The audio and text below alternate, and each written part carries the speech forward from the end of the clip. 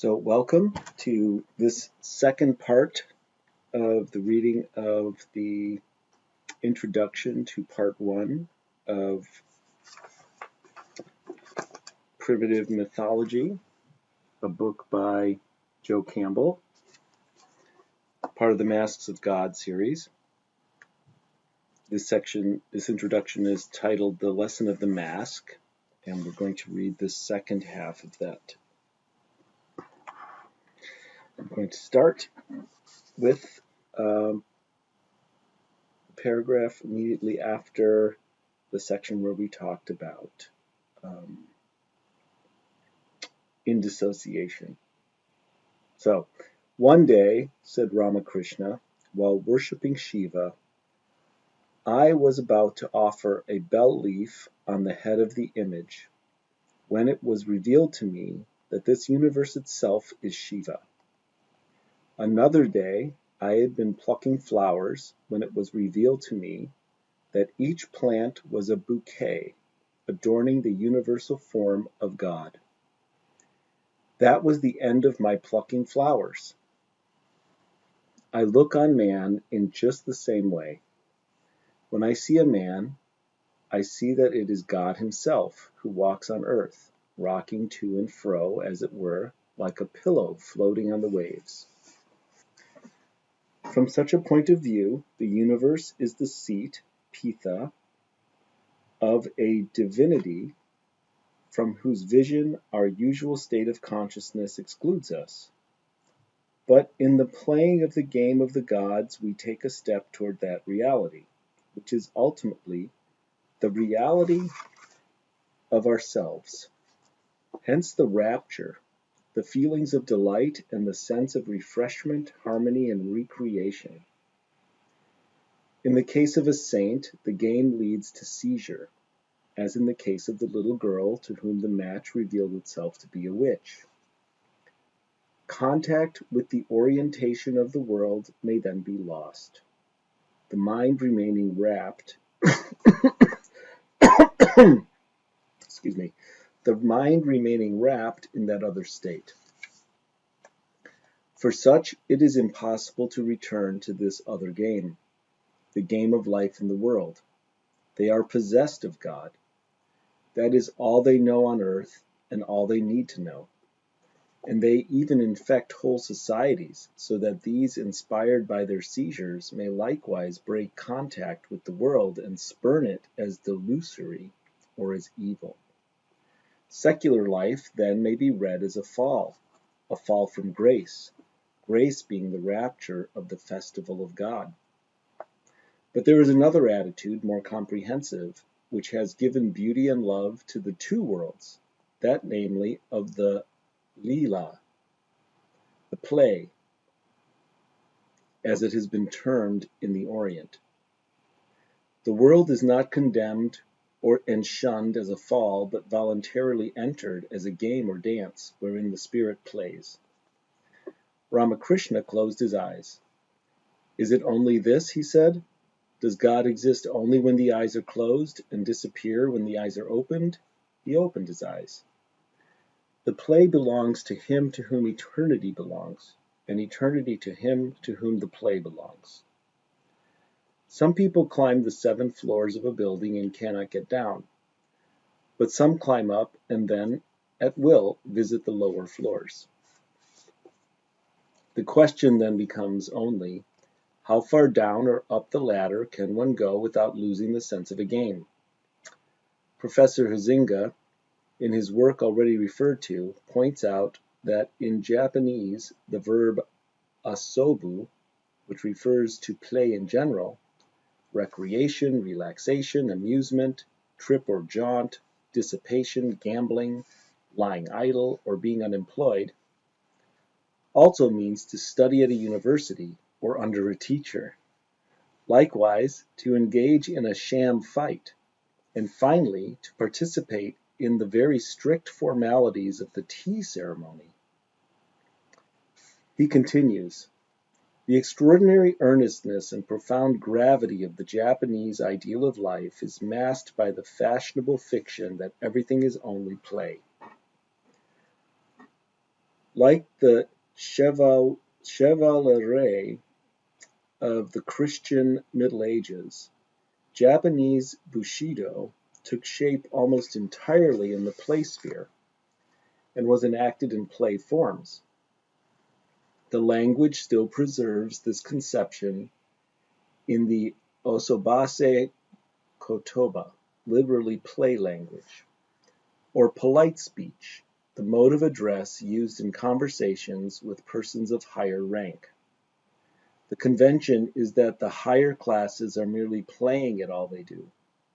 The polite form for "you arrive in Tokyo" is literally "you play arrival in Tokyo," and for "I hear that your father is dead," "I hear that your father has played dying." In other words, the revered person is imagined as living in an elevated sphere where only pleasure or condescension moves to action. From this supremely aristocratic point of view, any state of seizure, whether by life or by the gods, must represent a fall or drop of spiritual niveau, a vulgarization of the play. Nobility of spirit is the grace or ability to play, whether in heaven or on earth, and this, I take it, is noblesse oblige, which has always been the quality of aristocracy, was precisely the virtue, sorry, and this, I take it, this noblesse oblige, which has always been the quality of aristocracy, was precisely the virtue of the Greek poets, artists, and philosophers for whom the gods were true as poetry is true.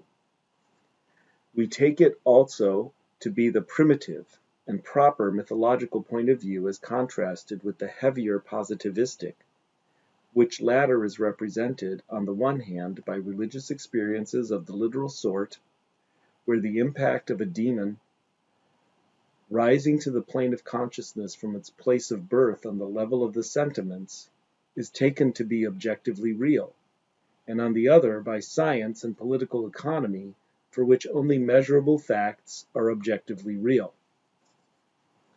For if it is true, as the Greek philosopher Antisthenes, born circa 444 BC, has said, that God is not like anything, hence no one can understand him by means of an image, or as we read in the Indian Upanishad, it is other, indeed, than the known, and moreover above the unknown.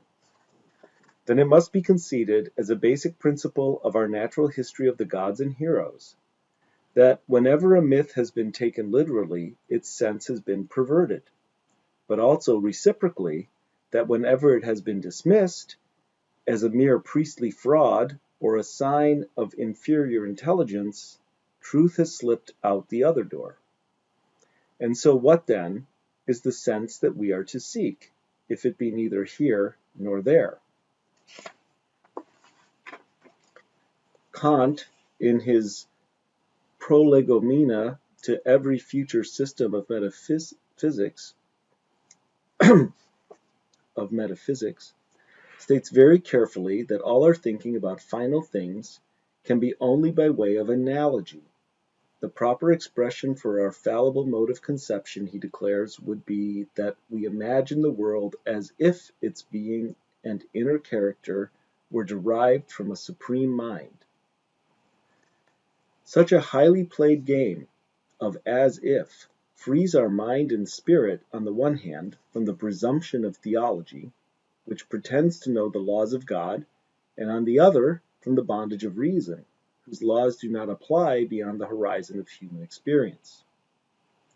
I am willing to accept the word of Kant as representing the view of a considerable metaphysician, and applying it to the range of festival games and attitudes just reviewed, from the mask to the consecrated host and temple image, transubstantiated worshipper and transubstantiated world.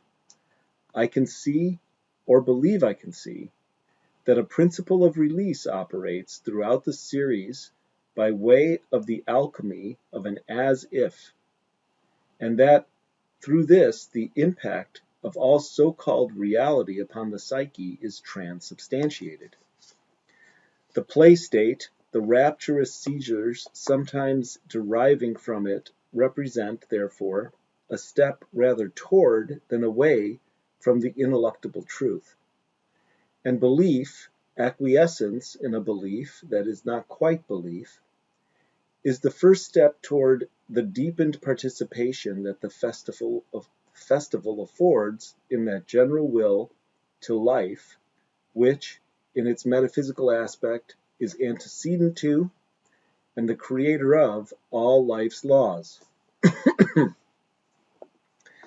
The opaque weight of the world, both of life on earth and of death, heaven, and hell, is dissolved, and the spirit freed, not from anything, for there was nothing from which to be freed except a myth too solidly believed, but for something, something fresh and new, a spontaneous act.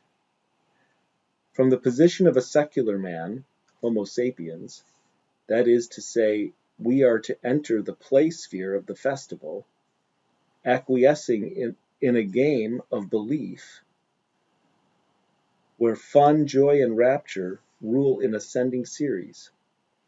The laws of life in time and space, economics, politics, and even morality will thereupon dissolve, were after recreated by that return to paradise before the fall, before the knowledge of good and evil, right and wrong, true and false, belief and disbelief.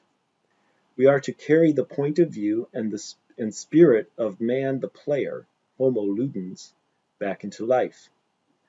As in the play of children, where, undaunted by the banal actualities of life's meager possibilities, the spontaneous impulse of the spirit to identify itself with something other than itself, for the sheer delight of play, transubstantiates the world, in which actually, after all, things are not quite as real or permanent, terrible, important, or logical as they seem.